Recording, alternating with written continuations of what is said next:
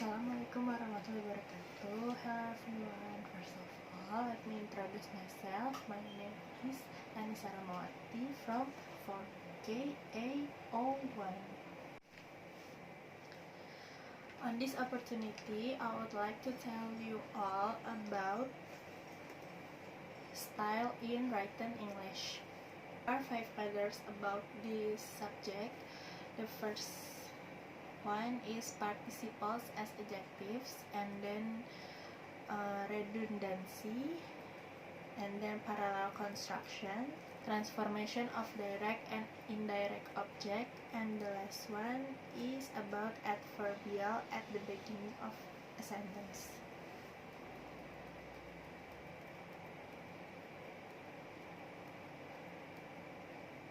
Participles as adjectives. Participles as adjectives has 2 types, namely past participle and present participle. Usually use the past participle to talk about how someone feels. Past participles form ends with ed on the end of adjective, and usually use the present participle to talk about the person, thing, or situation which has caused the feeling, and the present participle ends with ing. This is the example of past participle and present participle. Past participle: I was really bored during the flight. She is interested in history, and John is frightened of spiders. All ends with ed. And for present participle, it was such a long, boring flight. I read a really interesting book about history. Many people find spiders frightening, and all ends with ing. So, past participle is used to talk about how someone feels, like bored, interested, or frightened. It's someone's feeling. Present participle is used to talk about the person, thing, or situation, like boring, interesting, and frightening, and many more. The second matter is redundancy. Redundancy in the needless repetition of words, phrases, sentences, paragraphs, or ideas. We can eliminate the needless repetition in each case by omitting the word or phrase in parentheses. In specific context, some of these phrases may serve a purpose. For example, 12 midnight. It's redundancy, it's repetition, because midnight, 12 midnight is already 12 o'clock. And then drop down should be removed from the sentence, because if you drop something, it has to be fall down. I think that something has to be fall down. And the third example, final conclusion. Final conclusion. Conclusion is a final. So we can use conclusion only conclusion, not final conclusion. Fly through the air. Fly through the air. Fly always be through the air. So free gift. Free gift. All gifts has to be free. And then the third matter is about parallel construction. Parallel structure means using the same pattern of words to show that 2 or more ideas have the same level of importance.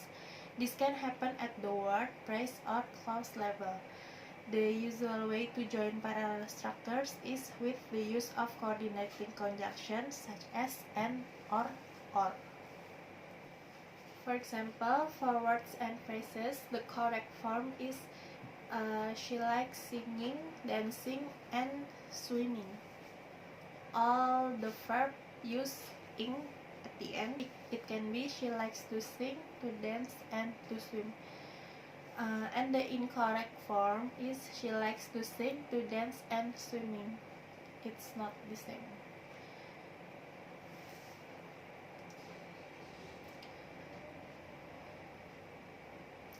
Clauses. A parallel structure that begins with clauses must keep on with clauses. Changing to another pattern or changing the voice of the verb will break the parallelism. The coach told, this is the correct example, the coach told the players that they should get a lot of sleep, not eat too much, and do some warm-up exercises before the game. So all the verb is using the simple tense, simple present tense, or present tense. And the incorrect form, the coach told the players that they should get a lot of sleep, not eat too much, and to do some warm-up exercises before the game. That's the incorrect form of clauses. The fourth matter is about transformation of direct and indirect object. All sentences have a subject and a verb. Some sentences may also have an object after the main verb. An object is a part of the predicate in a sentence. It receives the action done by the subject. There are two types of objects within a sentence, that is direct object and indirect object. For example, my friend usually brings me a bar of chocolate. Me is the indirect object and a bar of chocolate is the direct object. The mother fed her child milk. Her child is indirect object and the milk is the direct object.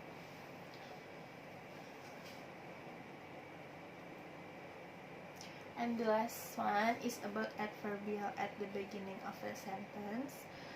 One technique that can be used to avoid beginning a sentence with the subject is to use an adverb. Sometimes we always begin a sentence with subject. So if you want to try some more, you can use adverbial at the beginning of a sentence. An adverb is a word that describes a verb, adjective, or other adverb and often ends in ly, right? Like really, exactly, unfortunately, or fortunately, or